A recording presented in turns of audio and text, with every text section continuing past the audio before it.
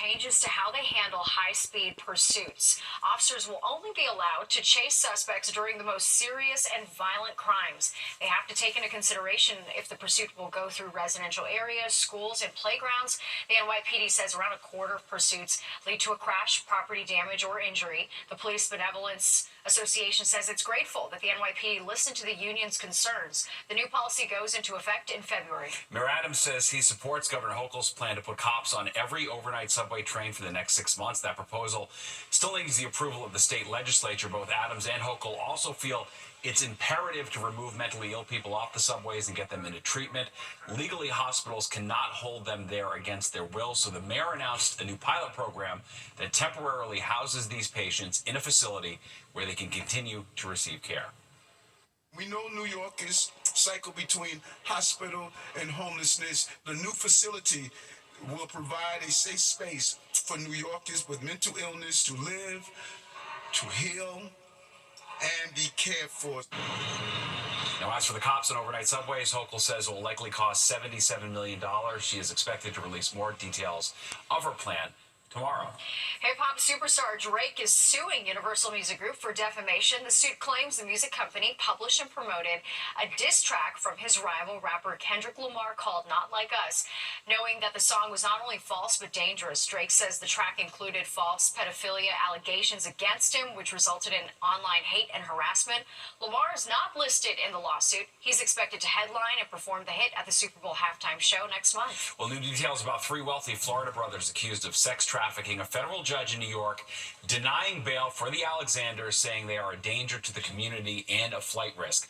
Prosecutors say two of the brothers used their wealth and influence in the luxury real estate industry and teamed up with their other brother to rape and sexually abuse women for nearly 2 decades. Several of the alleged victims were minors. The brothers face a maximum of life in prison if convicted. They have pleaded not guilty.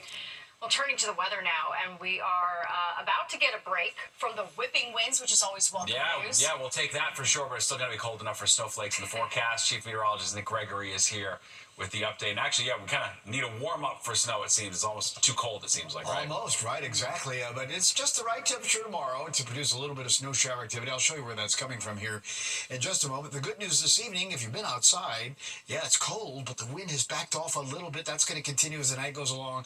We're only 27 in the city now, mid-20s out to the Hamptons, down to Belmar. 19 now in Sussex, so the cold spot on the map. 22 there, Poughkeepsie to 23 in White Plains. The westerly wind now averaging closer to about 10 miles per hour, but the wind gusts have really dropped off. Nonetheless, it's still producing a wind chill in the low to middle teens across a good part of the area, feeling like 20 at Newark along down to Belmar. Now, the core of this cold air that we're in now is basically right on top of us back to the west. Chicago only 19 today, 22 as you got to Cleveland, 18 down there in Columbus.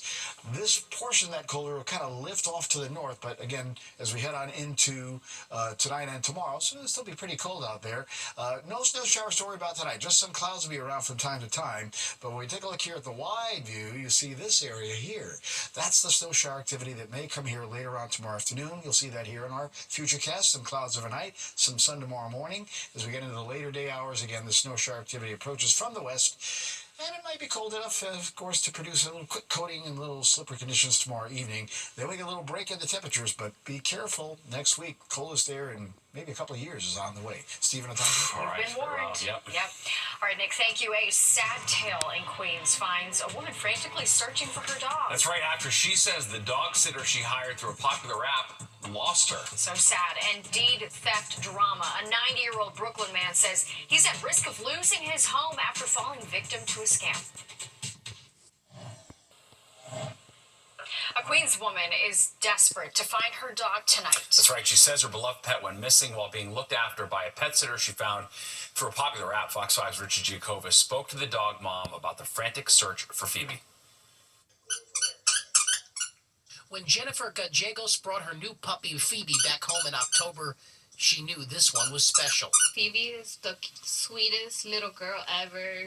And so Jennifer had to find the right person to watch her 3-month-old precious Phoebe, a poodle and Bichon mix, while she and her family traveled to Colombia for New Year's. Jennifer used a website called Rover, which advertises itself as a service that links pet owners with trusted sitters. Jennifer found a young woman who had multiple 5-star ratings on the site. She lived nearby, so Jennifer dropped Phoebe off the night before her trip on December 27th to the sitter's supposed home in Flushing. Jennifer hasn't seen her puppy since. As soon as she told me I lost Phoebe, I started crying immediately. The sitter had Jennifer call her and claimed that on the morning of January 2nd, Phoebe escaped a pet stroller when she brought her to a park to play fetch with her own dog. But Jennifer says it doesn't add up, especially looking back at text messages sent to Jennifer from the sitter while she was away. The sitter writing, "Do I have to give her back? And I'm going to be so sad when she goes home." And now getting home from work, it feels so lonely and empty. It's just been horrible, and just thinking is she okay? How is she? Who is she with? In his statement to Fox 5, Rover says it's offering a $1,000 reward and has purchased hundreds of flyers to be posted in the neighborhood. The company says in part, quote, "To provide care on our platform, all sitters must pass an industry-leading third-party background check, have their profile reviewed by a member of our team, and complete a safety quiz. This is truly an unusual experience on our platform." I don't want to think that I'm not gonna get her back. So that's what I'm holding on to.